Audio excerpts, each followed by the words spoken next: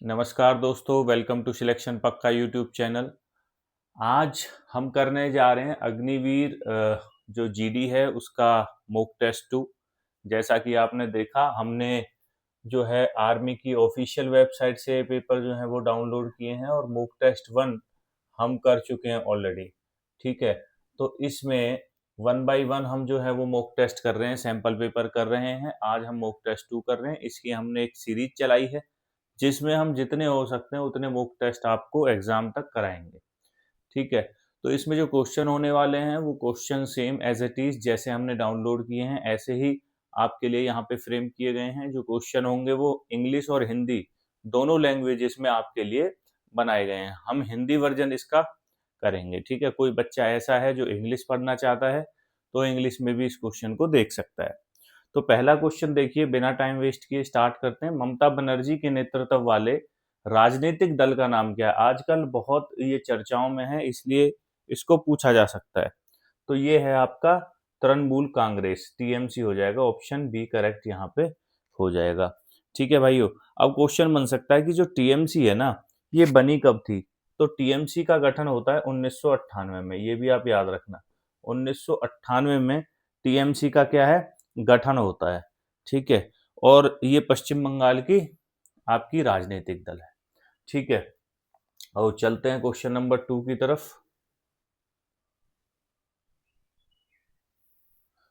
Question number 2 आपके सामने। ठीक है, क्वेश्चन नंबर 2 आप देखिए। क्वेश्चन नंबर 2 बोलता है कि भाई मार्च 2023 तक प्राप्त जानकारी के अनुसार त्रिपुरा के मुख्यमंत्री कौन हैं? तो भाई साहब, अभी भी त्रिपुरा के जो मुख्यमंत्री हैं वो कौन हैं? वो हैं आपके डॉक्टर मानिक शाह। ठीक है, डॉक्टर मानिक शाह, ऑप्शन 4 यहाँ पे ठीक हो जाएगा। डॉक्टर मानिक शाह जी जो हैं ये आपके त्रिपुरा के मुख्यमंत्री हैं। 2022 में मुख्यमंत्री बने थे। त्रिपुरा के मुख्यमंत्री कब बने थे? 2022 में मुख्यमंत्री बनते हैं त्रिपुरा के। ठीक है, तो 27 तक ये जो है वो वहां के मुख्यमंत्री रहेंगे। उससे पहले ये राज्यसभा से सांसद थे। ठीक है, उससे पहले क्या थे? राज्यसभा से सांसद थे। ठीक है, तो ये भी आपको याद रखना है। सांसद को हम एमपी बोलते हैं, तो हमने यहाँ पे एमपी लिख दिया है। ठीक है भाई, ये तो ये आप नोट डाउन करते रहना। उसके बाद क्वेश्चन नंबर 3 पे चलते हैं। क्वेश्चन नंबर 3 देख लेते हैं। क्वेश्चन नंबर 3 आपके सामने ये रहा। अच्छा क्वेश्चन है क्वेश्चन नंबर 3। आप देखिए एक बार क्या बोलता है क्वेश्चन नंबर 3। वो बोलता है कि भाई डीआरडीओ का पूरा नाम क्या है? ठीक है, the full form of DRDO is. तो डीआरडीओ का पूरा नाम है डिफेंस रिसर्च डेवलपमेंट ऑर्गेनाइजेशन। ठीक है, defence research development organisation, option A ठीक हो जाएगा। तो डिफेंस रिसर्च डेवलपमेंट ऑर्गेनाइजेशन। ठीक है, ऑप्शन ए यहाँ पे करेक्ट हो जाएगा। अब डीआरडीओ से 2-4 क्वेश्चन जो है वो इम्पोर्टेंट बन जाते हैं यहाँ पे। देखिए, पहली बात तो यही है कि जो डीआरडीओ है ये डिफेंस के लिए काम करता है। ठीक है, रक्षा अनुसंधान संस्थान है ये। दूसरा, इसकी स्थापना पूछ लेता है कि डीआरडीओ की स्थापना कब हुई। ठीक है, डीआरडीओ की स्थापना कब हुई, तो वो भी आपको पता होना चाहिए। कब होती है इसकी स्थापना? इसकी स्थापना 1958 को होती है। 1998 में इसकी स्थापना जो है वो होती है। और दूसरा पूछता है कि डीआरडीओ का हेडक्वार्टर कहाँ पे है? तो डीआरडीओ का हेडक्वार्टर कहाँ पे है? ये है आपका नई दिल्ली में दोस्तों। ठीक है दोस्तों, ये आपका नई दिल्ली में स्थित है डीआरडीओ का हेडक्वार्टर। क्लियर है भाइयों? तो ये डीआरडीओ के बारे में जानकारी थी। जो डीआरडीओ है ये मुख्य रूप से आपके जो मिसाइल्स वगैरह हैं उनको बनाता है। ठीक है, चलते हैं क्वेश्चन नंबर 4 की तरफ। क्वेश्चन नंबर 4 आप देखिए। क्वेश्चन नंबर 4 बोलता है कि भारतीय राष्ट्रीय कांग्रेस का गठन कब हुआ? ठीक है, भारतीय राष्ट्रीय कांग्रेस का गठन कब हुआ? तो भारतीय राष्ट्रीय कांग्रेस की अगर मैं बात करूं, इंडियन नेशनल कांग्रेस की, ये सबसे पुरानी पार्टी है अगर हम बात करें राजनीतिक दल में। इसकी जो स्थापना होती है वो होती है, इसका जो गठन होता है वो होता है सन 1885 में। ठीक है, 1885 में इसका गठन होता है। और इसका गठनकर्ता कौन है? ए ओ हयूम, ये भी आप याद रखना। ठीक है, इंडियन नेशनल कांग्रेस का गठन कौन करता है? श्री A.O. ह्यूम जी करते हैं 1885 में। ठीक है, और एक क्वेश्चन आता है कि इंडियन नेशनल कांग्रेस की पहली बैठक कब होती है? ठीक है, फर्स्ट बैठक कहाँ होती है? तो कहाँ होती है ये होती है आपकी मुंबई में। ठीक है, ये आपकी मुंबई में होती है। कई पेपरों में आपको बम्बई मिल जाएगा, तो बम्बई आप ठीक करके आ जाना।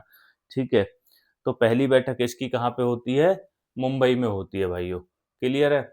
चलते क्वेश्चन नंबर 5 की तरफ। ये नोट डाउन करते रहना साथ के साथ। ये क्वेश्चन अगर ये नहीं आए तो इनसे रिलेटेड क्वेश्चन पेपर में आ जाएंगे, आपको दिख जाएंगे। चलते हैं क्वेश्चन नंबर 5 की तरफ। क्वेश्चन नंबर 5 क्या बोलता है? क्वेश्चन नंबर 5 है कि भाई तुम मुझे खून दो, मैं तुम्हें आज़ादी दूंगा। ठीक है, क्वेश्चन नंबर 5 देखो, तुम मुझे खून दो मैं तुम्हें आज़ादी दूंगा का प्रसिद्ध नारा किसका था? तो ये था भाई साहब सुभाष चंद्र बोस। सुभाष चंद्र बोस ने बोला था कि तुम मुझे खून दो और मैं तुम्हें क्या दूंगा? आज़ादी दूंगा। ठीक है, जो सुभाष चंद्र बोस हैं, इनको जो उपाधि मिली हुई थी, नेताजी की उपाधि इनको मिली हुई थी। ठीक है, नेताजी की उपाधि इनको मिली हुई थी, ये भी आपको याद रखना है। ठीक है, नेताजी की उपाधि इनको मिली हुई थी सुभाष चंद्र बोस को। जो सुभाष चंद्र बोस है, इन्होंने आज़ाद हिंद फौज भी बनाई थी। ठीक है, तो ये क्वेश्चन भी आ सकता है कि आज़ाद हिंद फौज का गठन किसने किया था? वो भी आपका सुभाष चंद्र बोस ने ही किया था, आज़ाद हिंद फौज। ठीक है, ये क्वेश्चन आप क्वेश्चनों के साथ साथ जो है वो लिखते रहना। आज़ाद हिंद फौज की स्थापना किसने की थी? नेताजी सुभाष चंद्र बोस ने की थी। ठीक है, अब चलते हैं क्वेश्चन नंबर 6 की तरफ। क्वेश्चन नंबर 6 की तरफ चलते हैं भाइयों। क्वेश्चन नंबर 6 क्या बोलता है? क्वेश्चन नंबर 6 पूछता है कि भारत के किस स्थान पर महान स्तूप स्थित है? ठीक है, where is the great stupa situated in India? बताइए क्या इसका सही आंसर होगा? हाँ जी, बिल्कुल, सांची का स्तूप। देखिए, मध्य प्रदेश में आपने सुना होगा सांची का स्तूप। सांची का स्तूप भारत के महान स्तूप जो है ना, उसके रूप में इसको माना जाता है। ठीक है, ये जो सांची का स्तूप है, ये किसके द्वारा बनाया गया था, जिसको हम महान स्तूप भी कहते हैं? तो सांची का स्तूप बनवाया गया था अशोक के द्वारा। ठीक है, किसके द्वारा? अशोक के द्वारा इसको बनवाया गया था। ठीक है, अशोक के द्वारा। ठीक है, सांची के स्तूप को किसके द्वारा बनाया गया था? अशोक के द्वारा इसको बनाया जाता है। उसके बाद यह क्या है? एक बौद्ध स्थल है ये। ठीक है, ये क्या है? बौद्ध स्थल है, बौद्ध धर्म का स्थल है ये। और इससे जुड़ी हुई एक और जानकारी मैं यहाँ पे आपको बताना चाहता हूँ, तीसरे नंबर की, कि भाई साहब जो ये महान स्तूप है, ये यूनेस्को की साइट है। किसकी है? यूनेस्को का स्थल है, या यूनेस्को की ये एक साइट है। ठीक है, क्लियर है यहाँ तक? चलते हैं क्वेश्चन नंबर 7 की तरफ। क्वेश्चन नंबर 7 क्या बोलता है? क्वेश्चन नंबर 7 देख लेते हैं भाई, इंपॉर्टेंट क्वेश्चन है। क्वेश्चन नंबर 7, अब मैं आपको हिंदी में ही इसको दिखा देता हूँ। क्वेश्चन नंबर 7 बोलता है कि हड़प्पा सभ्यता से प्राप्त हुए खिलौने निम्नलिखित में से किससे बने हुए थे? जो आपके हड़प्पा सभ्यता से प्राप्त हुए थे खिलौने, वो निम्नलिखित में से किससे बने हुए थे? ऑप्शन आपको दिया हुआ है, संगमरमर से बने हुए थे, टेराकोटा से बने हुए थे, आपके सीमेंट से बने हुए थे, या रेत से बने हुए थे? तो इसका सही उत्तर हो जाएगा भाई साहब टेराकोटा। टेराकोटा क्या है? ये एक तरह की मिट्टी होती है। ठीक है, टेराकोटा क्या होती है? मिट्टी होती है। आपने सुना होगा टेराकोटा की मिट्टी। ठीक है, तो ये मिट्टी से बने हुए थे, इसलिए इसका सही आंसर क्या हो जाएगा? टेराकोटा हो जाएगा। ठीक है, और ये जो हड़प्पा संस्कृति है, हड़प्पा सभ्यता, इसका दूसरा नाम क्या है? इसका दूसरा नाम है सिंधु घाटी सभ्यता। क्या है? सिंधु घाटी सभ्यता के नाम से भी इसको जाना जाता है। ठीक है, तो ये भी आप यहाँ पे नोट डाउन कर लेना। हड़प्पा सभ्यता को किस अन्य नाम से जाना जाता है? सिंधु घाटी सभ्यता के नाम से भी इसको यहाँ पे जाना जाता है। ठीक है भाइयों, क्वेश्चन नंबर 8 को देख लेते हैं। क्वेश्चन नंबर 8 क्या बोलता है? क्वेश्चन नंबर 8 है कि बौद्ध धर्म के संस्थापक कौन थे? ठीक है, बौद्ध धर्म जो था उसके संस्थापक कौन थे भाई? तो गौतम बुद्ध जो हैं, गौतम लिखा हुआ है, ऑप्शन सी यहाँ पे करेक्ट हो जाएगा। जो गौतम बुद्ध थे ये बौद्ध धर्म के संस्थापक थे। ठीक है, इनका जो जन्म है गौतम बुद्ध का, देखिए ये यहाँ पे क्वेश्चन पूछा जा सकता है। ठीक है, कि बुद्ध, मैं बुद्ध लिख रहा हूँ यहाँ पे, गौतम बुद्ध का जन्म कहाँ पे हुआ था? बताइए कहाँ पे हुआ था? गौतम बुद्ध का जन्म होता है लुम्बिनी में। ठीक है, गौतम बुद्ध का जन्म कहाँ पे होता है? लुम्बिनी में। बुद्ध को ज्ञान की प्राप्ति कहाँ पे होती है? ज्ञान की प्राप्ति कहाँ पे होती है? ये भी बताइए। गौतम बुद्ध को ज्ञान की प्राप्ति कहाँ पे होगी? बोध गया में होगी। कहाँ पे होगी? बोध गया में। ठीक है, ये क्वेश्चन जो है ये पेपर में पूछ लिए जाते हैं इनसे रिलेटेड। ठीक है, अब चलते हैं क्वेश्चन नंबर 9 की तरफ। क्वेश्चन नंबर 9, क्वेश्चन नंबर 9 है आपका कि भाई कटीली झाड़ियां जो हैं वो निम्नलिखित में से किस राज्य में पाई जाती हैं? जो कटीली झाड़ियां हैं वो किस राज्य में मिलेंगी? क्वेश्चन नंबर 9 आप देखिए। ठीक है, तो कटीली झाड़ियां जो हैं वो आपको कहाँ मिलेंगी? वो मिलेंगी आपको राजस्थान में। ऑप्शन ए यहाँ पे करेक्ट हो जाएगा। ठीक है, राजस्थान में मिलती हैं कांटेदार झाड़ियां। क्यों? क्योंकि राजस्थान क्या है, रेगिस्तान वाला क्षेत्र है ना, कम वर्षा वहां पे होती है। कैक्टस जैसे पेड़ वहां पे मिलते हैं। ठीक है, कैक्टस के पेड़ जो हैं वो वहां पे मिलते हैं। तो जहां पानी कम होगा, जहां पे आपका रेतीली जमीन होगी, वहां पे कांटेदार पौधे मिलते हैं। आप ये चीज आपको याद रखना है। ठीक है, क्योंकि रेगिस्तान है, कम बारिश है, इसीलिए वहां पे जो है गहरी जड़ों वाले पौधे होते हैं। और वो जो गहरी जड़ों वाले पौधे होते हैं वो कटीली झाड़ियां या कटीले पौधे होते हैं। ठीक है भाइयों, अब चलते हैं क्वेश्चन नंबर 10 की तरफ। क्वेश्चन नंबर 10 को देखते हैं। क्वेश्चन नंबर 10 है आपका, अच्छा क्वेश्चन है, अरावली पर्वत श्रृंखला निम्नलिखित में से किस राज्य में स्थित है? ठीक है, तो अरावली पर्वत जो श्रृंखला है वो आपके देखिए राजस्थान में है, बिल्कुल है, महाराष्ट्र में नहीं है, उड़ीसा में नहीं है, तमिलनाडु में नहीं है। ठीक है, राजस्थान से हरियाणा, ठीक है, हरियाणा तक ये फैली हुई है। अगर ऑप्शन में हरियाणा दिख जाए, राजस्थान ना हो, तो भी आप इसको सही कर सकते हैं। ठीक है, क्योंकि हरियाणा में भी है, आप देखोगे कि राजस्थान से होते हुए वो हरियाणा के फरीदाबाद तक, गुड़गांव और फरीदाबाद, ठीक है, यहाँ तक फैली हुई है आपकी अरावली पर्वत श्रृंखला। क्लियर है भाइयों? और अगर हम बात करें फिर फरीदाबाद से दिल्ली तक और दिल्ली से गुजरात तक जो है ये पूरा अरावली रेंज ही है। ठीक है, और जो गुरु शिखर है, गुरु शिखर, गुरु शिखर जो है वो इसकी सबसे ज्यादा ऊंचाई है। गुरु शिखर जो है ना वो इसकी सबसे ज्यादा ऊंचाई वाला इलाका है। तो सबसे ऊंचाई वाला, ठीक है, गुरु शिखर इसका सबसे ऊंचाई वाला इलाका है। गुरु शिखर इसका सबसे ऊंचाई वाला इलाका है भाइयों। ठीक है, और ये कहाँ पर स्थित है गुरु शिखर? ये है आपका राजस्थान में। माउंट आबू का नाम सुना होगा, माउंट आबू से 10-15 किलोमीटर दूर है गुरु शिखर आपका। ठीक है, तो ये भी आपको याद रखना है। क्वेश्चन नंबर चलते हैं 11 की तरफ। क्वेश्चन नंबर 11 देखते हैं क्या क्वेश्चन नंबर 11 क्या है। क्वेश्चन नंबर 11 है कि भारत की जनगणना 2011 के अनुसार निम्नलिखित में से सबसे अधिक जनसंख्या वाला राज्य कौन सा है? बताइए भाइयों। भारत की जनगणना की बात करें अगर हम 2011 की, तो सर्वाधिक जनसंख्या वाला राज्य कौन सा है? तो वो है आपका सर्वाधिक जनसंख्या वाला राज्य उत्तर प्रदेश। उत्तर प्रदेश में सर्वाधिक जनसंख्या जो है वो रहती है 2011 के जनगणना के अनुसार।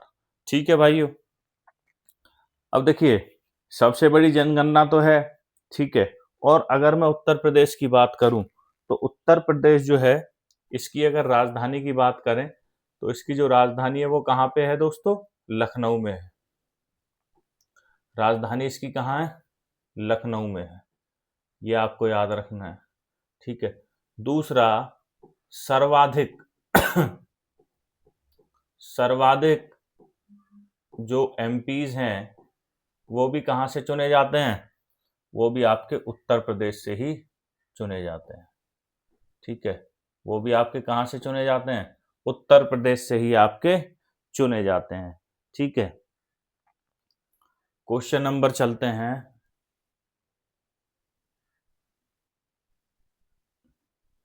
क्वेश्चन नंबर 12, ठीक है। क्वेश्चन नंबर 12 देखिए आप। क्वेश्चन नंबर 12 क्या बोलता है? क्वेश्चन नंबर 12 बोलता है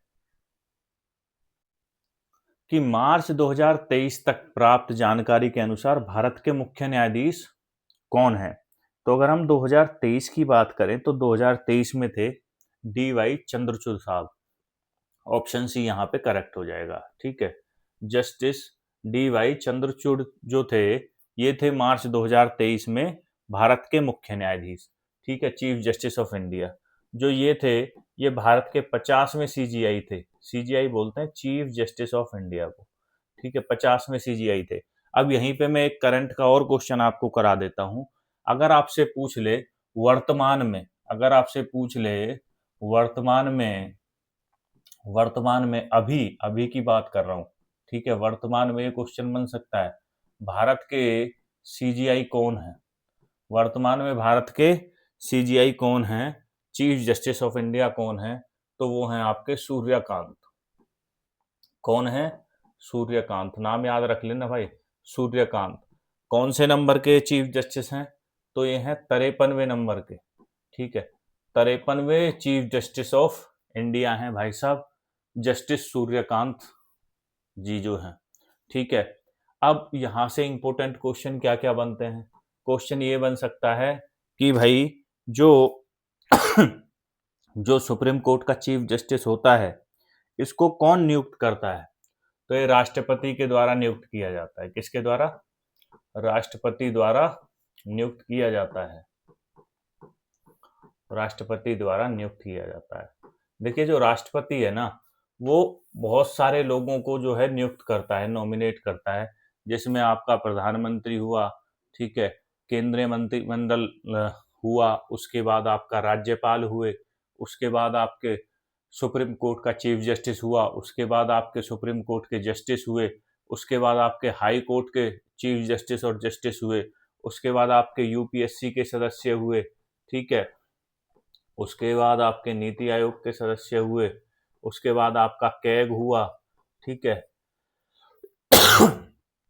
आपका अटॉर्नी जनरल ऑफ इंडिया हुआ।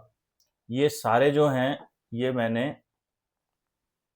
आपकी एक जो राष्ट्रपति की नियुक्तियां हैं उसमें करा हुआ है। आप चैनल पे जाके इसको देख सकते हैं, राष्ट्रपति की नियुक्तियां। इसकी शॉर्ट भी मैंने डाली हुई है। उससे क्या है, आप एक ही वीडियो में पूरी चीजों को, राष्ट्रपति की किस किस को नियुक्त करता है, वो सारी चीजें देख सकते हो, ठीक है। अब हम चलते हैं क्वेश्चन नंबर 13 की तरफ। क्वेश्चन नंबर 13 आ जाता है कि who appoint chief justice of the supreme court of India? Bharat के सर्वोच्च न्यायालय के मुख्य न्यायाधीश की नियुक्ति कौन करता है? अभी कराया है, कौन करेगा? राष्ट्रपति करेगा, ठीक है। और भाई ध्यान रखना, संघ लोक सेवा आयोग के सदस्यों की नियुक्ति भी राष्ट्रपति करता है, इनकी नियुक्ति भी राष्ट्रपति करता है, राज्यपालों की नियुक्ति भी राष्ट्रपति करता है। सबकी जो नियुक्तियां हैं वो कौन करेगा? राष्ट्रपति करेगा। लेकिन जब राष्ट्रपति भारत के मुख्य न्यायाधीश की नियुक्ति करता है तो ये करता है आर्टिकल 124 के तहत। आर्टिकल 124, अनुच्छेद 124 के तहत जो है इसकी नियुक्ति करता है, ठीक है। और इसको जो शपथ है, ठीक है भाई, सीजीआई को, चीफ जस्टिस ऑफ इंडिया को शपथ भी कौन दिलाता है? शपथ भी कौन दिलाएगा? शपथ भी राष्ट्रपति दिलाएगा। कौन दिलाता है? राष्ट्रपति दिलाता है, ठीक है। सीजीआई को शपथ राष्ट्रपति दिलाता है, ये भी आपको याद रखना। क्वेश्चन आ जाता है भारत के मुख्य न्यायाधीश को शपथ कौन दिलाता है? तो आपको बताना है राष्ट्रपति जो है वो दिलाता है। ठीक है, अब चलते हैं क्वेश्चन नंबर 14 की तरफ। Question number 14, player Virat Kohli is associated with which sport? जो खिलाड़ी विराट कोहली हैं उनका संबंध किस खेल से है? तो उनका संबंध है आपका किससे है? क्रिकेट से है, सभी जानते हैं। ऑप्शन ए यहाँ पे करेक्ट हो जाएगा। विराट कोहली एक क्रिकेटर है। ठीक है, अब चलते हैं क्वेश्चन नंबर 15 की तरफ। क्वेश्चन नंबर 15 क्या बोलता है भाई साहब, देख लेते हैं। Question number 15, the term LBW, जो एलबीडब्ल्यू है, ये जो टर्म है, ये क्वेश्चन कई बार पूछते हैं भाई पेपर में, टर्म्स से रिलेटेड। ये निम्नलिखित में से किस खेल से संबंधित है? तो एलबीडब्ल्यू लेग बिफोर विकेट, ये किससे है? ये भी आपका क्रिकेट से है। एलबीडब्ल्यू बहुत सुना होगा भाई, आईपीएल चल रहे हैं आजकल। ठीक है, और जब से आईपीएल भारत में चले, क्रिकेट की तरफ जो है रुझान युवाओं का और सभी का जो है वो बहुत ज्यादा बढ़ चुका है। तो ये एक ऐसी टर्म है जिसको सभी लोगों को जो है वो पता होगा। ठीक है, अब चलते हैं क्वेश्चन नंबर आपके 16 की तरफ। क्वेश्चन नंबर 16 देख लेते हैं। भाई साहब बहुत इंपॉर्टेंट क्वेश्चन है, आपको देखने में आसान लग रहा होगा लेकिन बहुत इंपॉर्टेंट क्वेश्चन है कि शरीर का सामान्य, जो मानव शरीर का सामान्य तापमान खालिस्तान होता है, तो मानव शरीर का जो सामान्य तापमान है वो होता है, ऑप्शन 3 हो जाएगा 37 डिग्री सेल्सियस। ठीक है, कितना हो जाएगा? 37 डिग्री सेल्सियस। कई बार पेपर में ऑप्शन जो है वो सेल्सियस में ना देके फ़ारेनहाइट में दे देते हैं। तो जो 37 डिग्री सेल्सियस होता है वो होता है आपका 98.6 डिग्री फ़ारेनहाइट। तो अगर फ़ारेनहाइट में आपको दे दें तो भी आपको याद रखना है। ठीक है, डॉक्टर बताते हैं ना 100 डिग्री बुखार है, तो वो फ़ारेनहाइट में बताते हैं। तो आपको याद होना चाहिए जो 37 डिग्री सेल्सियस है वो 98.6 डिग्री फ़ारेनहाइट के बराबर है। ठीक है, अब मानव शरीर का जो तापमान है वो किससे नापा जाता है? थर्मोमीटर से नापा जाता है।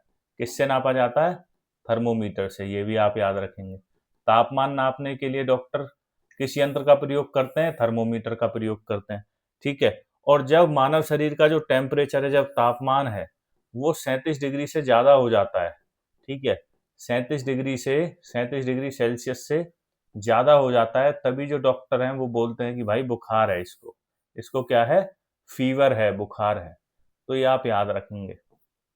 ठीक है, सामान्य तापमान कितना है? 37 डिग्री सेल्सियस। उससे ज्यादा होने पर क्या हो जाता है? फीवर हो जाता है। क्वेश्चन नंबर चलते हैं हम 17 की तरफ।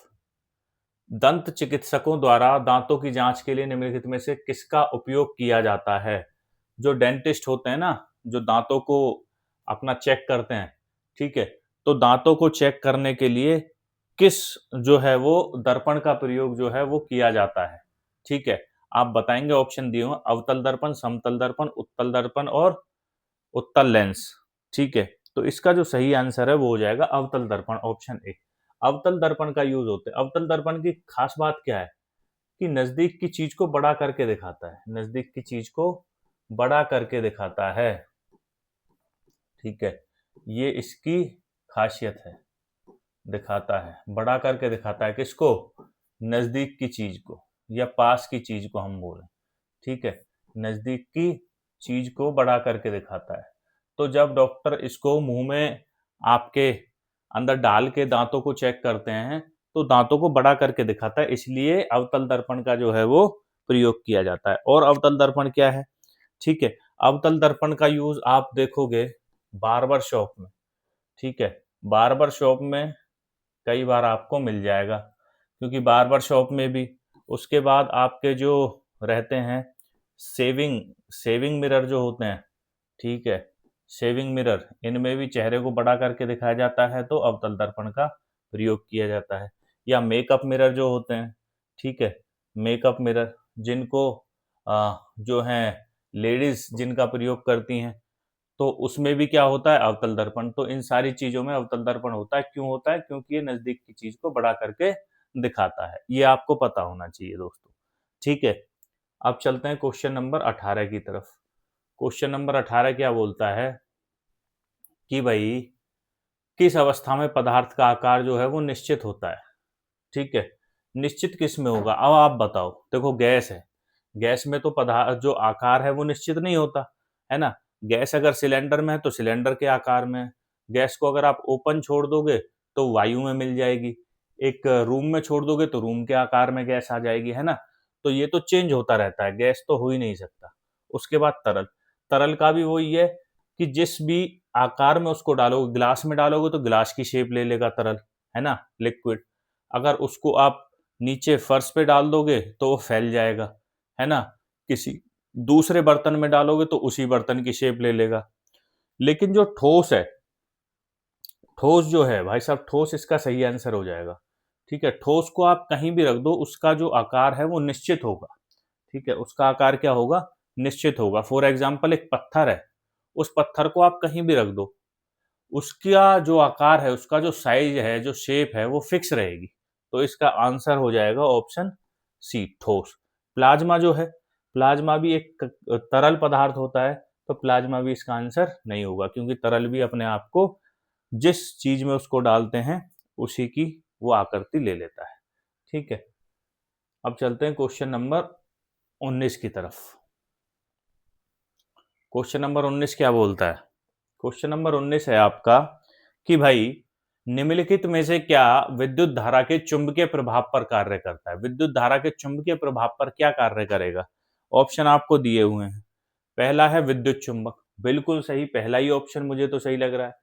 ठीक है, विद्युत चुंबक है, वही तो विद्युत धारा के चुंबकीय प्रभाव पर कार्य करेगा। देखिए विद्युत धारा, विद्युत धारा मतलब इलेक्ट्रिसिटी। ठीक है, जब उसमें हम करंट देंगे तो उसका जो चुंबक है वो कार्य करने लगता है। तो ऑप्शन ए यहाँ पे करेक्ट हो जाएगा, विद्युत चुंबक इसका करेक्ट हो जाएगा। ठीक है, अब चलते हैं क्वेश्चन नंबर 20 पे।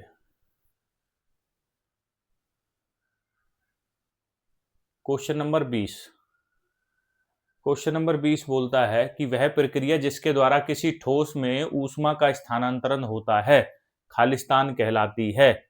बताइए, ऑप्शन दिए हुए हैं, कार्बनीकरण, उदासीनीकरण, चालन या अवसादन।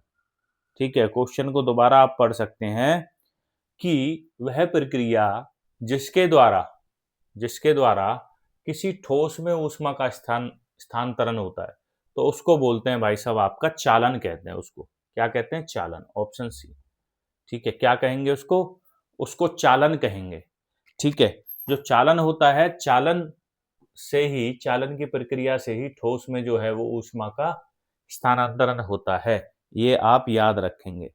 ठीक है, चलते हैं क्वेश्चन नंबर।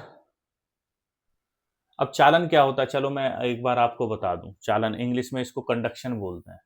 ठीक है, जैसे आप किसी गैस पे, ये गैस है मान लो, और इस पे आपने किसी चम्मच को या किसी को रख दिया।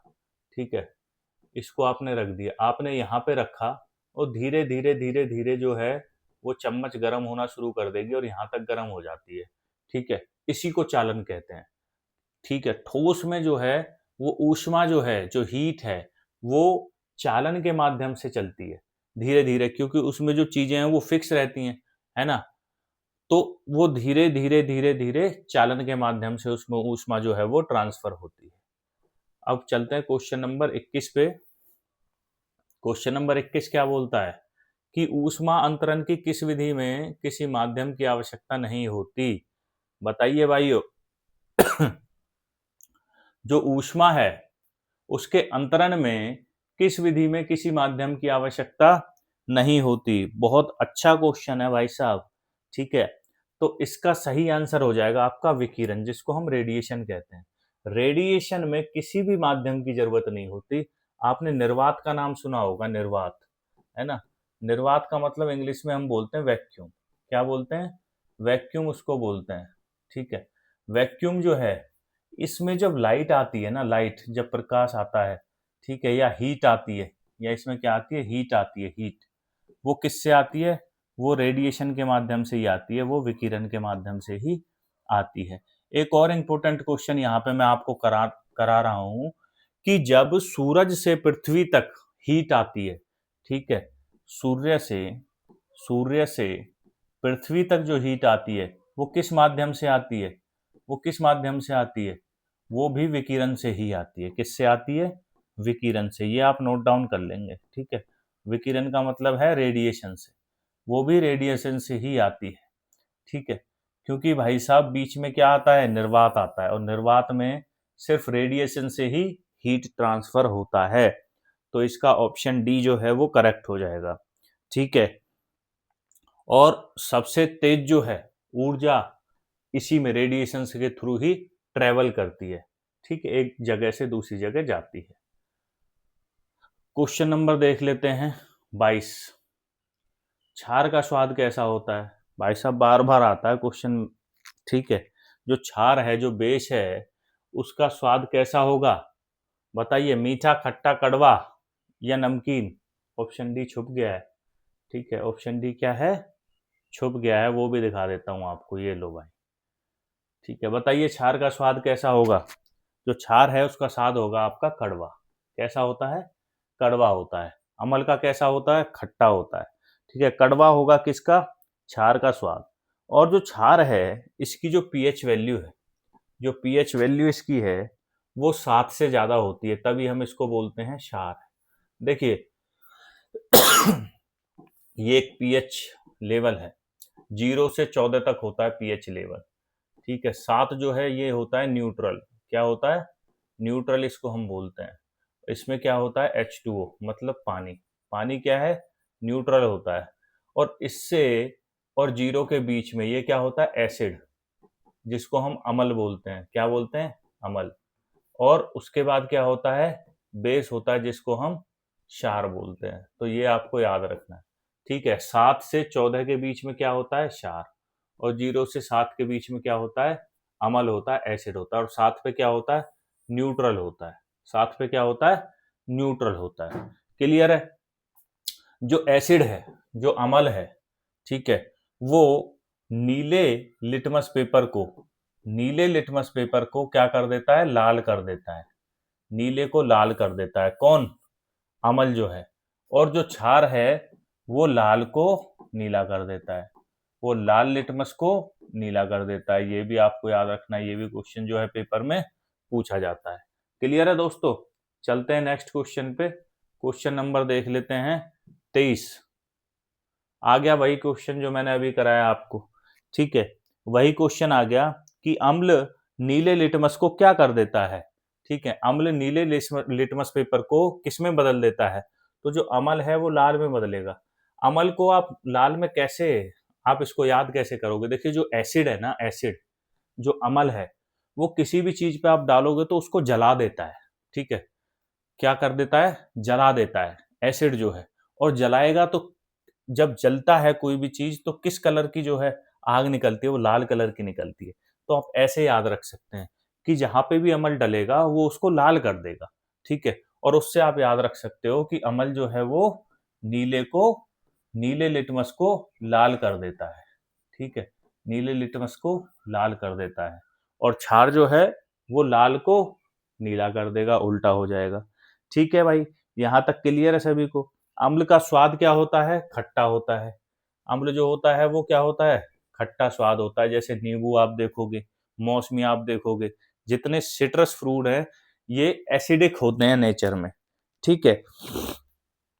HCl है इसका जो है वो मेन एग्जाम्पल है, हाइड्रोक्लोराइड, ठीक है। चलते हैं क्वेश्चन नंबर 24 की तरफ। क्वेश्चन नंबर 24 देखिए भाई क्या बोलता है। क्वेश्चन नंबर 24, निम्नलिखित में से कौन सा विकल्प ज्वलनशील पदार्थ है? ज्वलनशील मतलब जो जल जाएगा, आसानी से जल जाएगा, ठीक है। तो देखिए कंक्रीट आसानी से नहीं जलेगा, है ना। ईंट आसानी से नहीं जलेगी, बालू आसानी से नहीं जलेगी। कौन जलेगा? चारकोल जलेगा। कौन जलेगा? चारकोल जलेगा। ऑप्शन बी जो है वो करेक्ट हो जाएगा, क्योंकि चारकोल क्या है? एक ईंधन है। क्या है ये? यह एक ईंधन है चारकोल, ठीक है। चारकोल क्या है? ईंधन है। इसमें क्या होता है? चारकोल में कार्बन होता है। क्या होता है? कार्बन इसमें होता है, इसलिए जिसमें कार्बन होगा वो आसानी से क्या है? जल जाएगा और ऊष्मा देगा। ऊष्मा मतलब हीट देगा, ठीक है भाइयों। क्वेश्चन नंबर 25, क्वेश्चन नंबर 25 देख लीजिए। बोलता है अम्ल और क्षार के बीच अभिक्रिया में निम्नलिखित में से क्या उत्पन्न नहीं होता? जब अम्ल, एसिड और क्षार मतलब बेस जो है, उसमें जब अभिक्रिया होती है तो निम्नलिखित में से क्या उत्पन्न नहीं होता, क्या उत्पन्न नहीं होगा, बताइए भाइयों। देखिए, जब अम्ल और क्षार दोनों में जो है अभिक्रिया होती है, रिएक्शन होती है ना, तो नमक भी पैदा होता है, ठीक है, वाटर भी निकलता है और उसके बाद हीट भी निकलती है। क्या नहीं निकलता? हीलियम गैस नहीं निकलती। ऑप्शन बी यहाँ का करेक्ट हो जाएगा भाइयों। क्या हो जाएगा? हीलियम गैस नहीं निकलती, नमक भी बनता है, जल भी बनता है, ऊष्मा भी निकलती है, ठीक है। क्या नहीं होता? हीलियम गैस नहीं निकलती। तो ये इसका सही आंसर हो जाएगा। क्वेश्चन नंबर 26, क्वेश्चन नंबर 26 देखिए आप। 26 क्या बोलता है? क्वेश्चन नंबर 26 बोलता है कि निम्नलिखित में से कौन सा भाग पौधे का प्रजनन अंग होता है?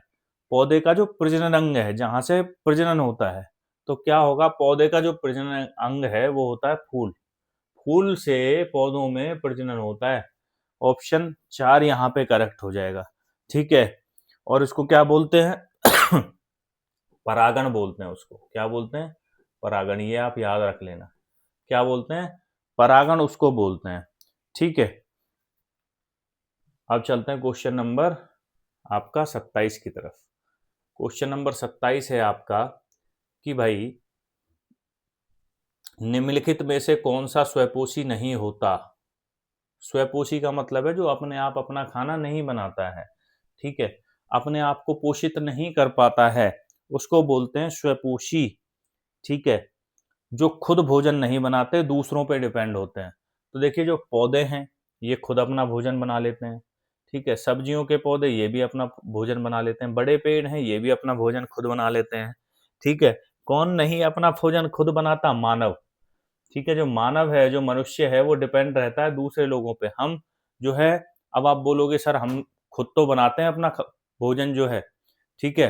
हमारी महिलाएं किचन में जो है वो भोजन बनाती तो हैं, होटलों में भोजन बनता है, लेकिन हम डिपेंड है दूसरों पे। जो उसके लिए रॉ मटेरियल है ना, जो कच्चा माल है, जैसे सब्जियां हैं, वो हम किस पे डिपेंड है? पौधों पे डिपेंड है ना। वो हम किस पे डिपेंड है? दूसरे लोगों पे डिपेंड है। जो आटा है, हम क्या करते हैं? पहले हम खेती करते हैं, अनाज उगाते हैं, फिर उससे अपना खाना जो है वो बनाते हैं। लेकिन पेड़ पौधे जो हैं वो खुद नेचर से ही अपना खाना जो है वो बना लेते हैं। तो ये स्वपोषी हैं, ऑटोट्रैप इनको बोलते हैं। और किस विधि से पौधे अपना खाना बनाते हैं? प्रकाश संश्लेषण से। किससे बनाते हैं?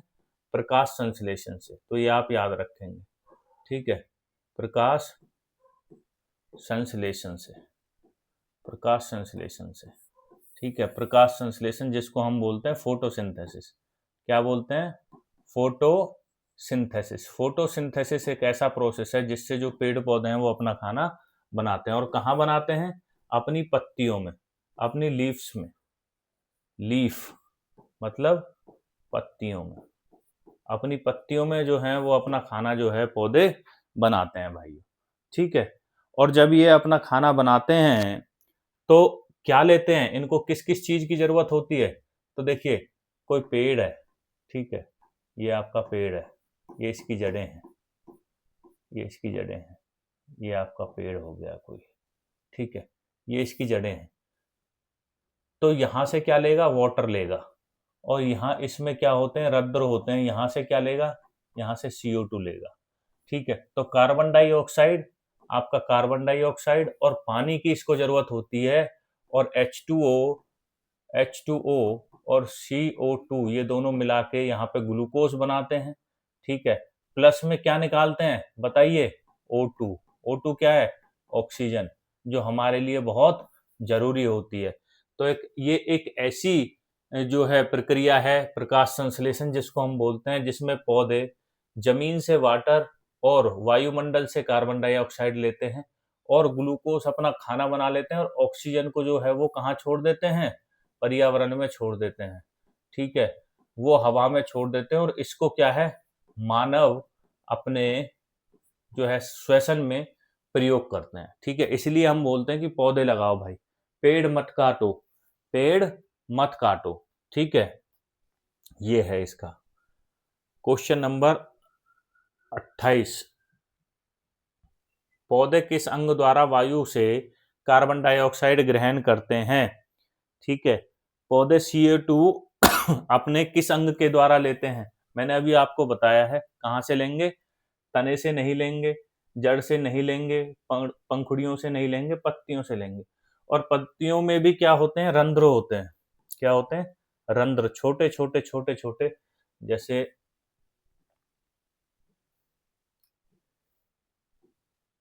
ये पत्तियां हैं, ठीक है। यहाँ पे छोटे छोटे छोटे छोटे क्या है? छिद्र होते हैं, जिनको हम रंध्र बोलते हैं। इनके द्वारा ही ये जो है पौधे अपना क्या है? कार्बन डाइऑक्साइड जो है वो लेते हैं भाइयों, ठीक है। क्या लेते हैं? कार्बन डाइऑक्साइड लेते हैं, ठीक है। इनको हिंदी में तो रंध्र बोलते हैं और इंग्लिश में स्ट्रोमेटा बोलते हैं। स्ट्रोमेटा, कोई हो भाई इंग्लिश वाला? बोलेगा सर इंग्लिश में तो करा ही नहीं रहे, ठीक है। स्ट्रोमेटा इसको इंग्लिश में बोलते हैं, स्टोमेटा, ठीक है। स्टोमेटा इंग्लिश में बोलते हैं। और यहीं से ये क्या है? ऑक्सीजन भी छोड़ते हैं, O2 छोड़ते हैं यहीं से, और यहीं से CO2 लेते हैं, और O2 यहीं से छोड़ते हैं। जैसे हम नाक से सांस लेते हैं और नाक से ही छोड़ते हैं ना, ऐसे ही पौधे भी इन स्ट्रोमेटा मतलब रंध्रों से ही CO2 लेते हैं, ठीक है। CO2 लेते हैं और ऑक्सीजन छोड़ते हैं, ठीक है। ये आपको याद रखना है। क्वेश्चन नंबर चलते हैं 29 की तरफ। क्वेश्चन नंबर 29, मानव में निम्नलिखित में से क्या नर युग्मक होता है? मानवों में निम्नलिखित में से क्या नर युग्मक होता है? नर युग्मक की बात कर रहा है, ठीक है।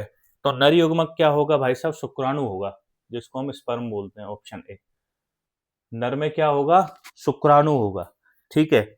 ये किससे बनता है? वृषण से बनता है, ठीक है। और इसी पे DNA जो है वो डिपेंड करता है, ठीक है। DNA टेस्ट होता है ना, इसी पे डिपेंड करता है। अब देखिए, अगर महिलाओं में पूछ ले, अगर महिलाओं में पूछ ले, ठीक है, महिलाओं में क्या होता है? तो महिलाओं में क्या होता है? अंडाणु होता है। क्या होता है? अंडाणु होता है, जिसको हम ओवम बोलते हैं। क्या बोलते हैं? ओवम बोलते हैं, अंडाणु बोलते हैं, ठीक है। और नर में क्या होता है? नरों में क्या होता है? स्पर्म होता है, जिसको हम शुक्राणु बोलते हैं, ठीक है। जिसको हम क्या बोलते हैं? शुक्राणु बोलते हैं, स्पर्म होता है, ठीक है। ये नोट डाउन करते रहना, एक एक क्वेश्चन बहुत इंपॉर्टेंट होने वाला है। क्वेश्चन नंबर भाई चलते हैं 30 की तरफ। Question number 30, tadpole is an early stage of which animal? ठीक है, जो टेडपोल है वो किस पशु का प्रारंभिक अवस्था है? बताइए। जो टेडपोल है ना, टेडपोल मेढक की प्रारंभिक अवस्था है। किसकी है? मेढक की। ऑप्शन डी यहाँ पे 4 हो जाएगा। मेढक की प्रारंभिक अवस्था को क्या बोलते हैं? टेडपोल बोलते हैं। क्या बोलते हैं? टेडपोल बोलते हैं भाई साहब, ठीक है। क्या हो जाएगा? फ्रॉग हो जाएगा, ठीक है। अब चलते हैं क्वेश्चन नंबर 31 पे। आज का जो पेपर है, इस पेपर में जो है मैथ के क्वेश्चन ज्यादा दिए हुए हैं, ठीक है। मैथ्स के क्वेश्चन इसमें ज्यादा हैं, तो हम मैथ के क्वेश्चनों को उड़ा देंगे भाई, ठीक है। हम इनको उड़ा देंगे। देखिए क्वेश्चन 31, क्वेश्चन नंबर 31 बोलता है कि भाई 200 प्लस में 97.5 माइनस में 160 बराबर है x प्लस 40। तो x का मान बताइए। आपको कुछ नहीं करना। देखिए पॉइंट वाले को छोड़ दो, इसको छोड़ दो बेचारे को, ठीक है। इन दोनों को ले लो। 200 में से 160 गया तो क्या बचेगा? 40।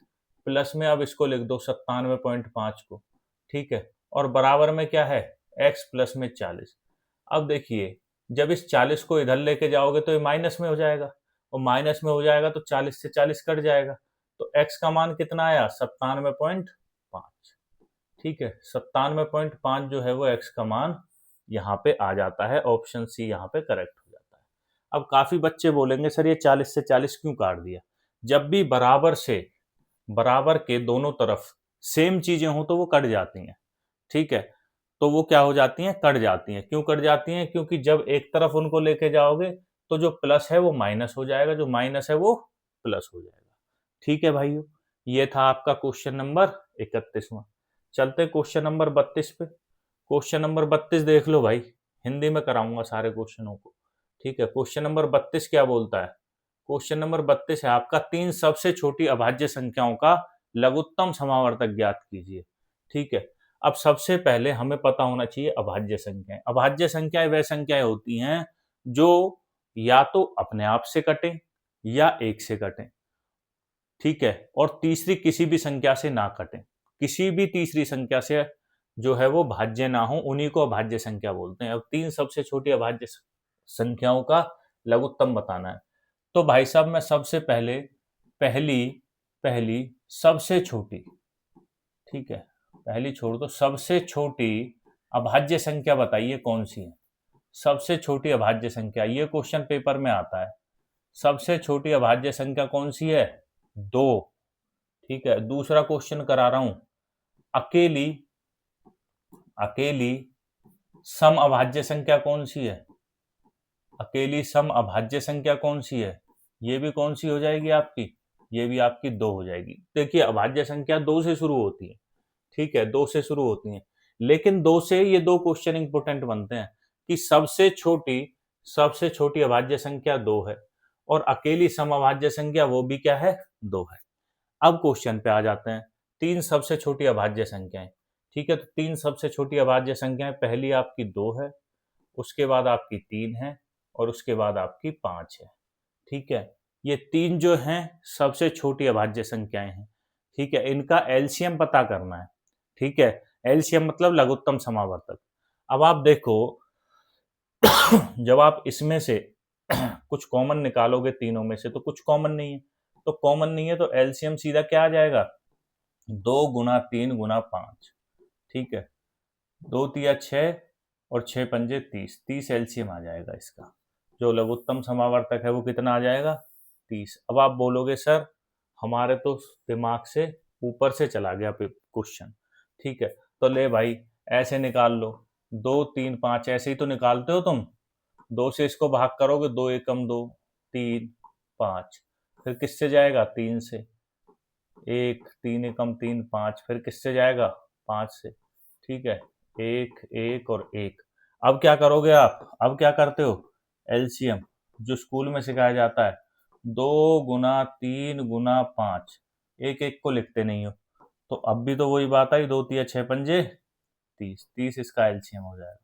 ठीक है भाइयों, ये था तीन सबसे छोटी संख्याओं का एलसीएम। क्लियर है? क्वेश्चन नंबर चल देते हैं हम 33 पे।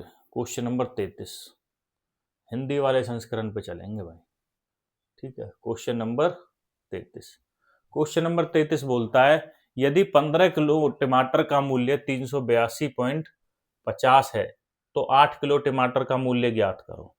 ठीक है, 8 किलो टमाटर का मूल्य ज्ञात करो। इसको थोड़ा छोटा कर लेते हैं, जो अक्षर हैं वो फट रहे हैं, है ना। हाँ जी, तो बताइए 15 किलो टमाटर का जो मूल्य है 382.50 है, 8 किलो का मूल्य ज्ञात करो। तो हम कैसे करते हैं कि 15 किलोग्राम 15 केजी टोमेटो का मूल्य बराबर, ऐसे ही करते हैं ना, 382.5 रुपए। तो 1 किलो टमाटर का मूल्य 382.5 बटे में 15, और हमें कितने का निकालना है? 8 का। तो 8 किलो टमाटर का मूल्य 382, अब मैं यहाँ लिख देता हूँ इसको, 382.5 बटे में 15 और गुना में 8। ठीक है भाई, ऐसे ही करते हो आप, है ना। अब इसको काट दोगे 15 से, 15 दूनी 30, बचे 8, 15 पंजे 75, बचे कितने? 7 और 15 पंजे 75। अब 8 से इसकी गुना करोगे, 8 पंजे 40, जीरो लग गया 0.4। अब 25 अट्ठे 200 और 4 204, तो 204.0 रुपए। तो ऑप्शन क्या आ जाएगा? 204। ऑप्शन बी में दिया हुआ है 204। ठीक है, ये तो मैंने आपको करा दिया जैसे स्कूल में कराते हैं। आप डायरेक्ट भी इसको ऐसे ही कर सकते थे। कैसे? कि भाई 15 किलो का है 382.5, 1 किलो का ये हो जाएगा और 8 किलो का गुना में 8 हो जाएगा। सीधा आप इसको काट देते, कितनी बार कटता? 25.5 बार कटता, और जब गुना करते तो 204 इसका आंसर आ जाता। ठीक है, ठीक है भाइयों, क्लियर है? चल देते हैं क्वेश्चन नंबर 34 की तरफ। क्वेश्चन नंबर 34 क्या कहता है? क्वेश्चन नंबर 34 है आपके सामने कि भाई एक क्रिकेट का गेम है, ठीक है, एक क्रिकेट का खेल है। उस खेल में एक बल्लेबाज ने 4 पारियों में 44, 36, 108 और 72 रन बनाता है, तो उसका औसत रेट जो है वो ज्ञात करना है। अब देखिए, इस क्वेश्चन में सबसे पहले बच्चे की जो है वो जो माइंड है उसको देखना है। कैसे? अब आप इसको कैसे करोगे? सबसे पहले देखो यूनिट डिजिट कहाँ 10 बन रही है, इन दोनों को जोड़ो, इन दोनों को जोड़ो। 108 और 72 कितना हो जाएगा? 180, ठीक है। और 44 और 36 कितना हो जाएगा? ये हो जाएगा 80। अब इन दोनों को जोड़ दो। अब बच्चा क्या करेगा? एक एक चीज को पहले चारों संख्याओं को लिखेगा ऐसे, 44, 36, ठीक है, 108 और 72। फिर इसको करेगा 4 6 10 8 18 2 20। फिर करेगा 4 2 6 3 9 और 7 16। फिर इसको करेगा 1 और 1 2। इतनी लंबी चौड़ी जो है जोड़ कर देगा। ये नहीं देखेगा यूनिट डिजिट पे एग्जामिनर ने ऐसी संख्याएं बैठाई हैं जो ऐसे ही जुड़ जाएंगी। 108 और 72 180, 44 और 36 80, टोटल हो जाएगा 260। अब ये तो आ गया जोड़। अब हमें निकालना है औसत। क्या निकालना है? औसत निकालना है। तो औसत के लिए जितनी संख्या है उससे भाग कर देते हैं। तो 260 जमा में 4, ठीक है। ये तो हो गया इनका योग, ये तो हो गया योग जिसको हम जोड़ बोलते हैं। औसत के लिए उतनी संख्याओं से भाग कर दोगे। अब 4 से जब इसको काटोगे तो 4 छिंग 24 हो जाएगा, बचेगा 2। फिर ये 0 है तो 20 हो जाएगा और 4 पंजे 20। औसत कितना आ जाएगा? 65 आ जाएगा।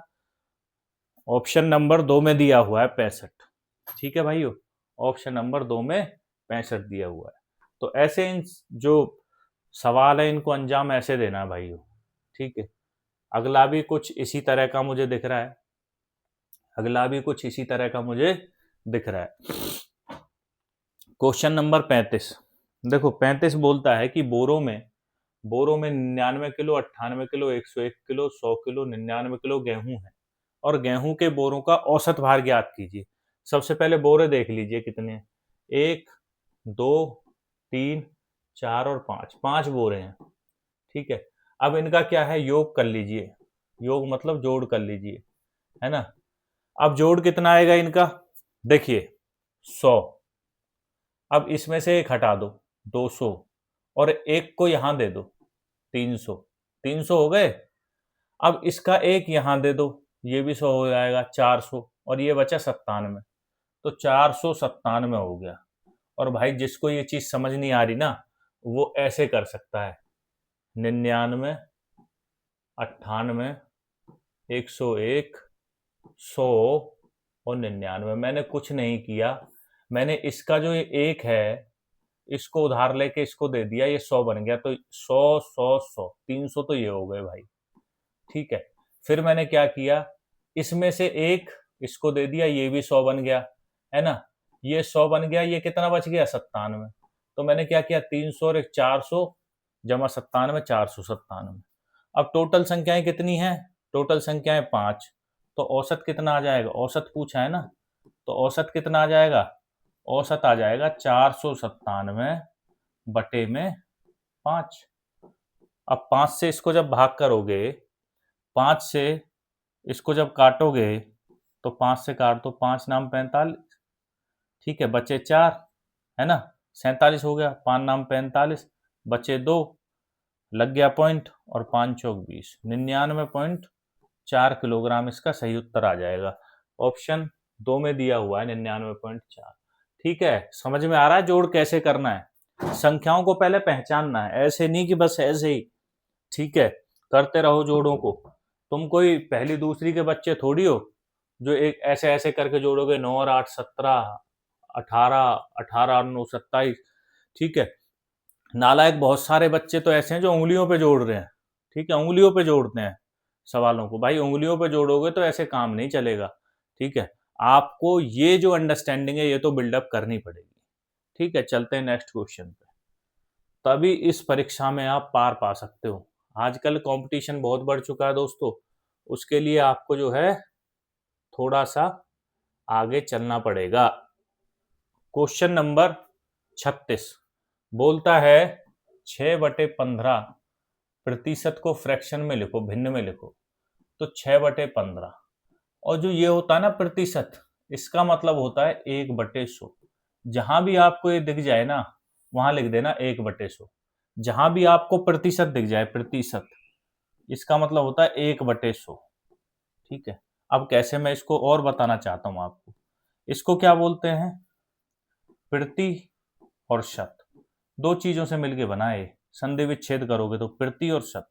प्रति का मतलब होता है, और इंग्लिश में बोलते हैं इसको परसेंट। क्या बोलते हैं? परसेंट। पर का मतलब प्रति और सेंट का मतलब 100। इसका मतलब होता है, शत का मतलब क्या होता है? 100। और प्रति मतलब 100 में से, मतलब 100 में से कितना है। अगर मैं लिखूं 8%, इसका मतलब है 100 में से 8। 100 में से 8। ठीक है, समझ में आ रहा है? क्वेश्चन को समझो भाई। परसेंटेज क्या बोलती है? परसेंटेज का मतलब होता है 100 में से। ठीक है। जहां भी आपको परसेंटेज दिख जाए वहां लिख देना 1/100। यहां मुझे परसेंटेज दिखी, मैंने लिख दिया 1/100। अब मैं इसको काटूंगा, 3 से पहले काटूंगा, 3 दूनी 6, और इसको 5 से, 3 पंजे 15। 2 से इसको मैंने काट दिया, 2 पंजे 10, 0 की 0। तो ऊपर क्या बचा? 1 एकम 1, और नीचे 50 से 5 की गुना करूंगा तो क्या आ जाएगा? 250। आंसर आ गया 1/250। ऑप्शन 4 जो है वो करेक्ट हो जाएगा। ठीक है भाई। अब यहाँ पे ये है इसका आंसर।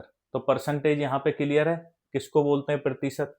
प्रतिशत का मतलब होता है 100 में से। ठीक है। बोलते हैं ना भाई कि भाई कितनी परसेंटेज आई है, कितनी प्रतिशत आई है, तो वो 100 में से ही तो कैलकुलेट की जाती है दोस्तों। क्वेश्चन नंबर चलते हैं 37 पे। दो संख्याएं हैं 3:4 के अनुपात में। दो संख्याएं किस किस के अनुपात में है? 3:4 के अनुपात में दो संख्याएं हैं। ठीक है। यदि प्रत्येक संख्या में से 25 घटा दिया जाए तो अनुपात 2:3 हो जाता है। ठीक है। अनुपात क्या हो जाता है? 2:3 हो जाता है। अब देखिए, दोनों में से एक एक माइनस हो रहा है ना? तो इसको मैं 3x मान सकता हूँ, 4x, इसको 2x और 3x मान सकता हूँ ना। अब इसमें से क्या क्या घट रहा है? x घट रहा है। और वो बोल रहा है x नहीं 25 घट रहा है। तो x की वैल्यू कितनी आ जाएगी? 25। और उसने पूछा है दोनों में से बड़ी संख्या ज्ञात कीजिए। तो बड़ी संख्या क्या है? 4x है। तो 4x, और x का मान कितना है? 25। तो 4 गुना में 25 कितना हो जाएगा? 25 चौके 100। कितना हो जाएगा? 100 हो जाएगा। ऑप्शन 4 ठीक हो जाएगा। ठीक है। 100 जो है इसका ठीक हो जाएगा भाइयों। समझ में आ रहा है आप लोगों को? हैं? कर लोगे इन क्वेश्चनों को? ठीक है भाई। तो ये अनुपात के क्वेश्चन है, इसको बोलते हैं रेशियो के क्वेश्चन। ठीक है।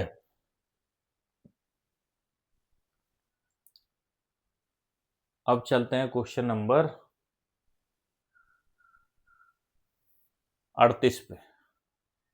38 देखिए भाई। 38 बोलता है आपका find the value of x if 2:3 बराबर है 25:3। ये बराबर होता है जब दो अनुपात एक साथ मिल जाए आपको तो बराबर समझो। और इस अनुपात का मतलब होता है बटे में। तो आप इसको ऐसे लिख सकते हो, 2/3 बराबर है 25/में एक्स के। और x का मान आपसे पूछा है ना? x का मान आपसे पूछा है। तो आप क्या करोगे? x को इधर ले जाओगे और इस 3 को इधर ले जाओगे, क्रॉस मल्टीप्लाई आप इसको कर लोगे। तो हो जाएगा आपका 2x बराबर 25 × 75 हो जाएगा। और जब यहाँ से आप x का मान निकालोगे तो ये 2 जो है ये इसके नीचे चला जाएगा। तो 75/2। और 75 का आधा कितना होता है? 37.5। 75 का आधा कितना होता है? 37.5 होता है। ठीक है। नहीं तो भाई भाग कर लेना, नहीं तो भाग कर लेना। 2 तिया 6, मुझे पता है तुम ऐसे ही करोगे। 7 में से 6 गया 1, बचा 5। 2 से 15 का करोगे, 2 सत्ते 14, बचा 1, लग गया पॉइंट, उतार ली 0। ठीक है। और 2 पंजे 10, 2 पंजे 10। आप इसको काट के ही मानोगे, आप ये करके ही मानोगे। आप सीधा 75 का आधा 37.5 नहीं कर सकते, मुझे पता है आप लोगों का। ठीक है। जो बच्चा इस अंडरस्टैंडिंग पे बैठा वो पेपर क्लियर कर देगा। ठीक है। और जो इस पे है पेपर वो भी क्लियर करेगा भाई, आपको भी डरने की कोई जरूरत नहीं है। लेकिन क्या है, थोड़ा आपको संकोच होगा, इसलिए आप उस कैलकुलेशन पे जा रहे हो। ठीक है, अब चलते हैं क्वेश्चन नंबर आपका 39 की तरफ। क्वेश्चन नंबर 39 क्या कहता है कि 9,000 रुपए की राशि पर 5% की वार्षिक दर से 3 वर्ष के साधारण ब्याज की गणना कीजिए। अब साधारण ब्याज, इस क्वेश्चन को कराने से पहले एक चीज मैं आपको करा देता हूं। देखिए, जो ब्याज होता है ना, साधारण ब्याज, जो साधारण ब्याज होता है, ठीक है, साधारण ब्याज जो होता है वो अगर ये बोल रहा है कि भाई कितना प्रतिशत है, 5% है, तो वो हर साल 5-5% ही लगता रहेगा। पहले साल भी 5%, दूसरे साल भी 5%, और तीसरे साल भी 5%। और लगेगा किस पे? वो लगेगा मूलधन पे। मूलधन पे ही लगता रहेगा साधारण ब्याज। किस पर लगेगा? मूलधन पे लगेगा। तो अगर मैं 3 साल का टोटल ब्याज कैलकुलेट करूं, टोटल ब्याज, ठीक है, कुल ब्याज अगर कैलकुलेट करूं 3 साल का 5-5% से, तो ये पहले साल मिला मुझे, ये दूसरे साल मिला मुझे, और ये तीसरे साल मिला मुझे 5%। तो 5-5 10 और 5 15, कुल ब्याज मुझे 15% मिला। भाई ये मैं कह सकता हूं, नहीं कह सकता? एक ट्रिक, एक आसान कराऊंगा इसको, उससे भी करा दूंगा, मूलधन गुना दर गुना समय बटे में 100। ठीक है, लेकिन ये अंडरस्टैंडिंग क्रिएट करनी जरूरी है। जो साधारण ब्याज है उसकी जो दर है, दर, ठीक है, वो हर साल जो है वो बराबर लगती है। तो टोटल ब्याज कितना हुआ? 15%। किस पे हुआ? मूलधन पे हुआ। तो आप ऐसे भी तो निकाल सकते हो, मूलधन का जो 15% होगा वो टोटल ब्याज होगा। निकाल सकते हो ना? सेम इस क्वेश्चन में है, ठीक है। सेम इस क्वेश्चन में है कि 9,000 रुपए की राशि है, मतलब मूलधन कितना हुआ? 9,000 हुआ। ठीक है, मूलधन आपका कितना हुआ? 9,000 हुआ। यहां लिख देता हूं मैं आपको, 9,000 रुपए। उसके बाद 5% की वार्षिक दर है। दर कितनी हुई आपकी? 5% हुई। दर कितनी हुई? 5%। और 3 वर्ष के साधारण ब्याज की गणना कीजिए। समय कितना हुआ? समय हुआ आपका 3 वर्ष। 3 वर्ष समय हुआ। ठीक है, अब मैं इस क्वेश्चन को कैसे करूंगा? देखिए, मैं सबसे पहले करूंगा, यहां पे लिख देता हूं, कुल दर। कुल दर कितनी हुई? एक साल में मुझे 5% मिला, ये वार्षिक होता है, 5% वार्षिक, मतलब एक वर्ष में। तो 3 वर्ष में कितना मिला मुझे? कुल दर कितनी हुई? 5 गुना में 3 बराबर 15%। कुल दर 15% हुई, तो मुझे ब्याज निकालना है। ब्याज, ब्याज क्या होगा? मूलधन का 15% होगा। तो मूलधन का 15, और प्रतिशत के लिए मैंने बोला था बटे में 100 कर देना।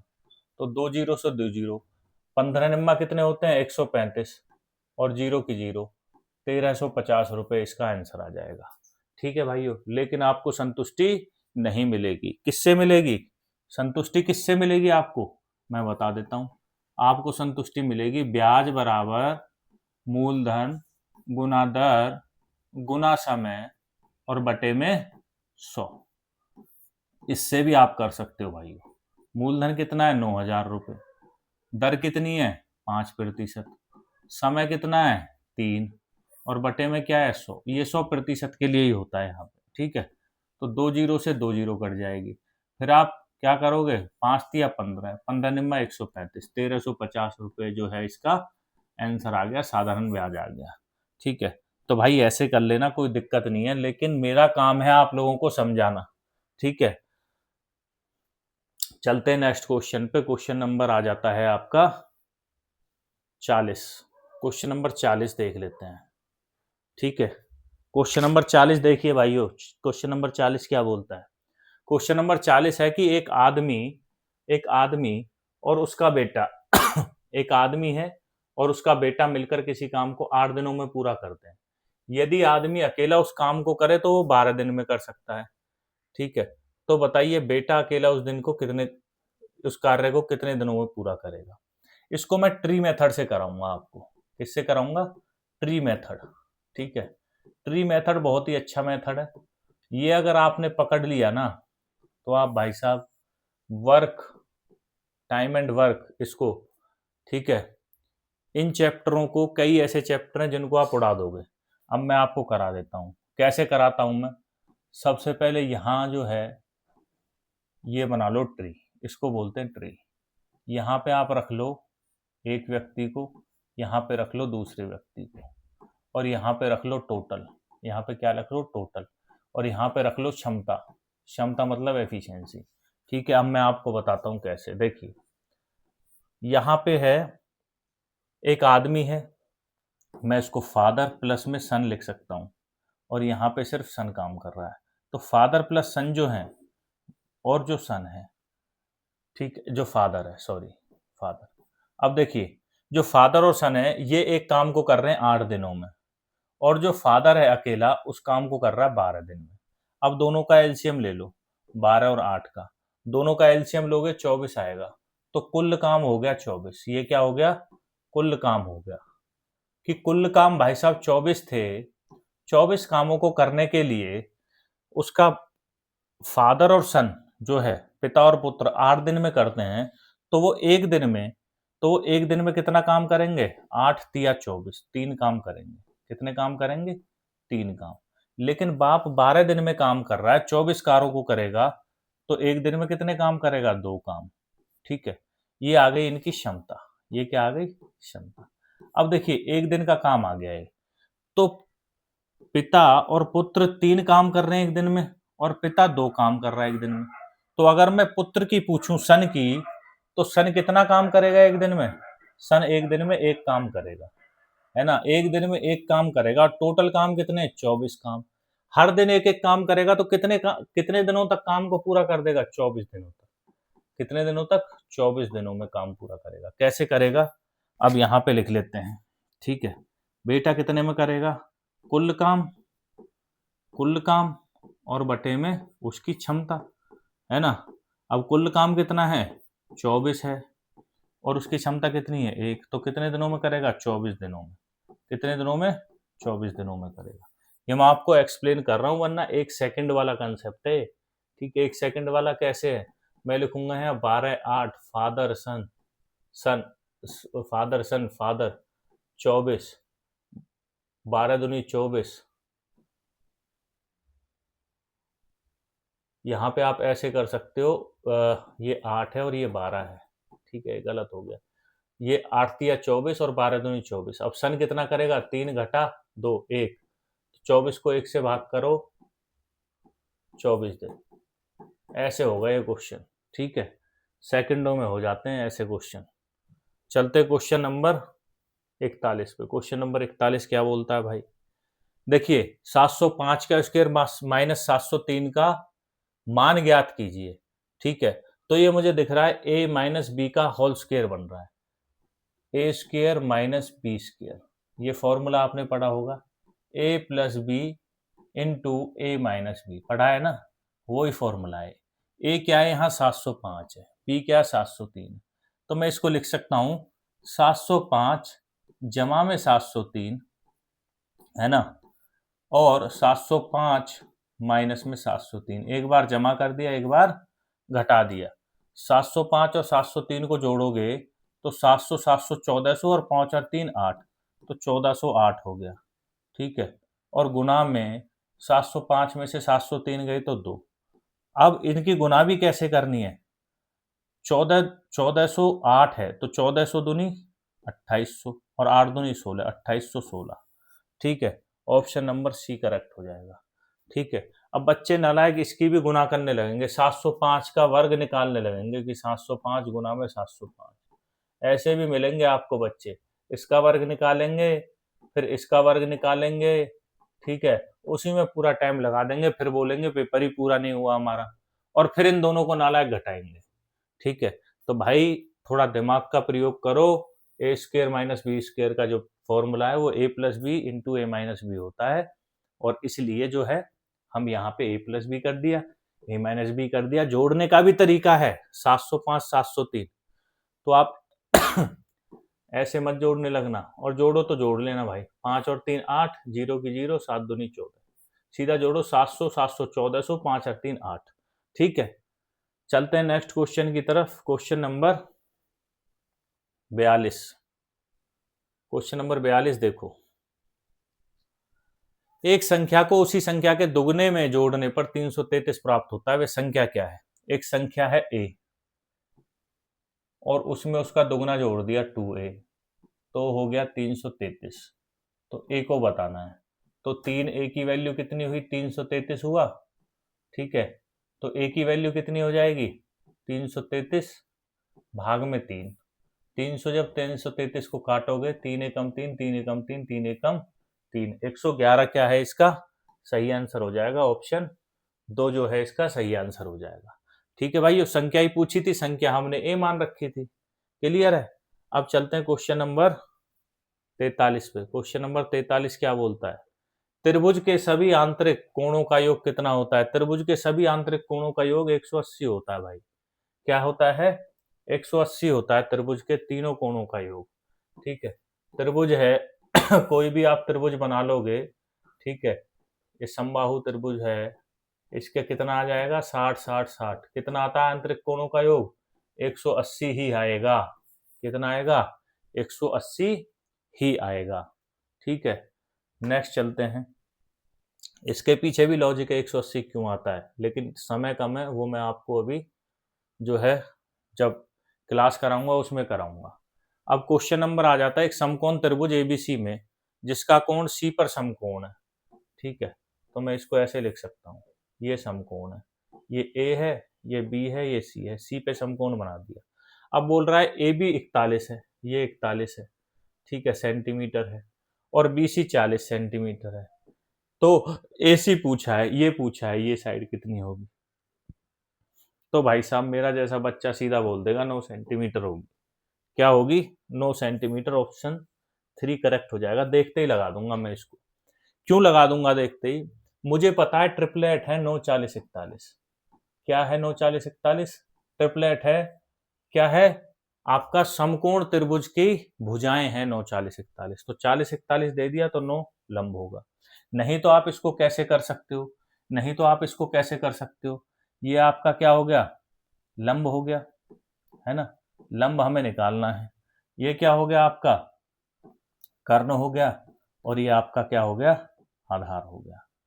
ठीक है, आप कैसे करोगे, समकोण त्रिभुज है, इस पे समकोण बन रहा है, तो आप करोगे इसको ए बी का स्क्वायर बराबर होगा बी सी का स्क्वायर प्लस में ए सी का स्क्वायर। ऐसे ही करोगे। अब हमें क्या निकालना है, ए सी का स्क्वायर निकालना है। तो ए सी का स्क्वायर बराबर होगा ए बी का स्क्वायर माइनस बी सी का स्क्वायर, है ना भाई। इसको इधर ले गए, है ना।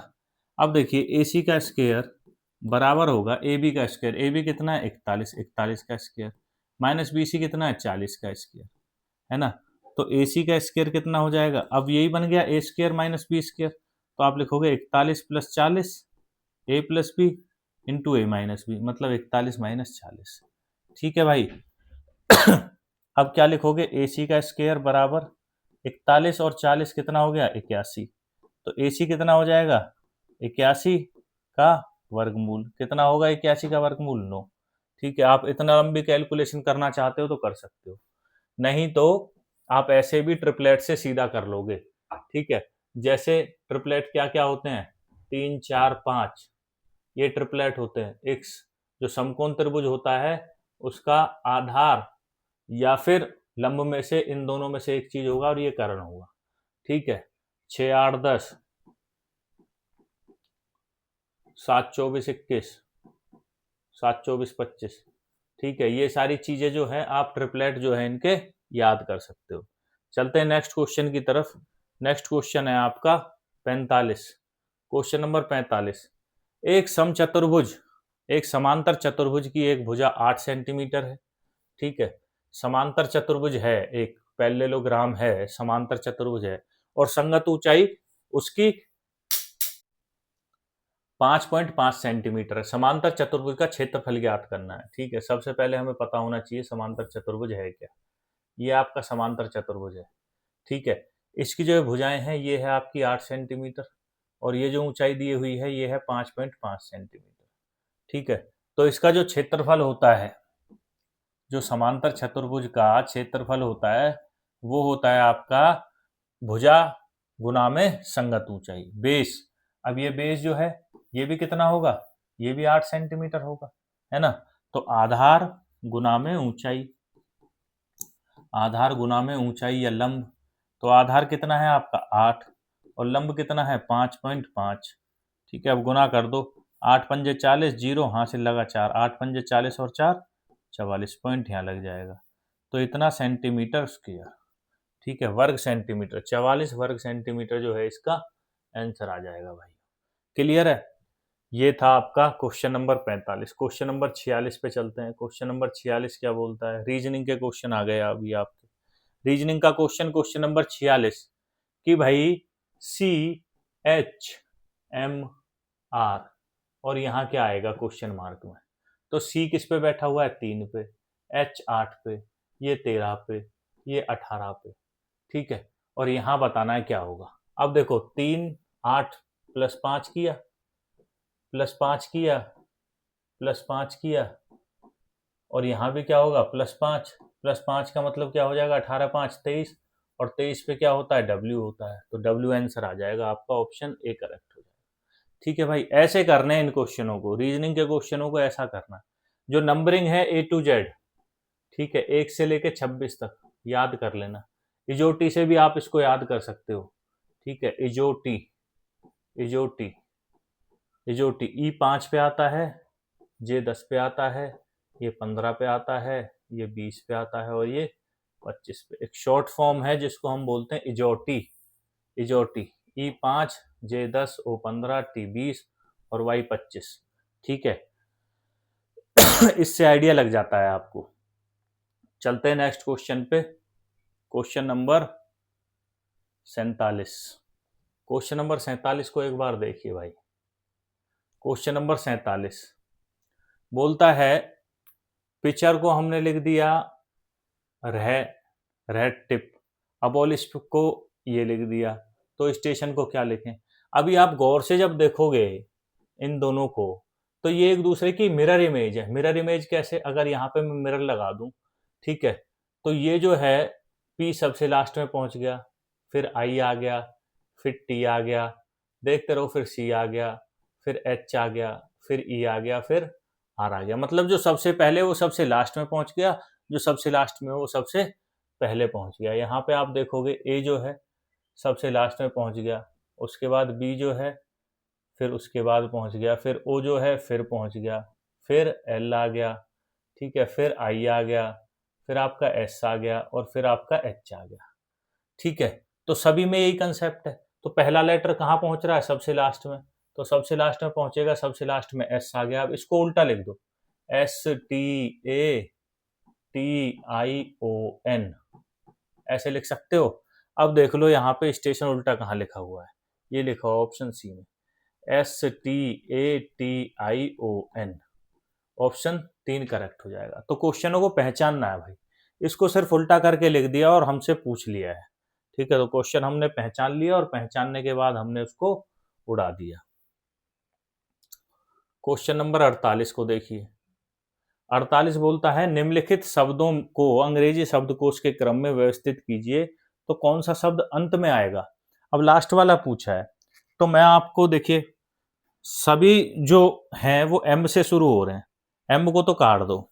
अब देखो दूसरा लेटर कौन सा है, UAOA। ठीक है, तो सबसे लास्ट में पूछा है तो A वाले भी कट जाएंगे दोनों। अब देखो इसमें U है, इसमें U है, और इसमें क्या है, इसमें O है। अब बताओ लास्ट में कौन सा आएगा? U ही आएगा, क्योंकि U कितने पे 22 पे, O कितने पे 15 पे। तो ऑप्शन क्या हो जाएगा? A, much. ऑप्शन क्या हो जाएगा? मच। ठीक है, मच जो है वो सबसे लास्ट में आएगा भाइयों, मच जो है सबसे लास्ट में आएगा। क्लियर है? अब चलते हैं नेक्स्ट क्वेश्चन पे। Question number 49। क्वेश्चन नंबर 49 देखिए। क्वेश्चन नंबर 49 बोलता है कि दी गई संख्याएं प्रतीक श्रृंखला के आधार पर नीचे पूछे गए प्रश्नों का उत्तर दीजिए। बिल्कुल देंगे। वो पूछ रहा है ऐसे कितने प्रतीक हैं बाएं से दाएं जिनके ठीक पहले एक संख्या और ठीक बाद में एक प्रतीक है। मतलब पहले तो एक नंबर होगा, ठीक है, सिंबल तो वो खुद ही है, ठीक है, और उसके बाद में क्या होगा? सिंबल होगा। ठीक है, ये पूछ रहा है वो भाई ऐसे कितने प्रतीक हैं जिनके ठीक पहले एक संख्या होगी, है ना, मतलब नंबर होगा, और ठीक बाद में एक प्रतीक होगा, सिंबल होगा। अब देखिए सबसे पहले सिंबल ये, इसके बाद में सिंबल नहीं है, तो ये तो है नहीं, इसके बाद में भी नहीं है, ये भी नहीं है, इसके बाद में भी नहीं है, ये भी नहीं है, ये हो सकता है एक, इसके बाद में सिंबल है, पहले नंबर है, एक तो ये हो गया, ठीक है, ये भी नहीं है, ठीक है। उसके बाद मैं इसको थोड़ा आपको बड़ा करके दिखा देता हूं, ठीक है।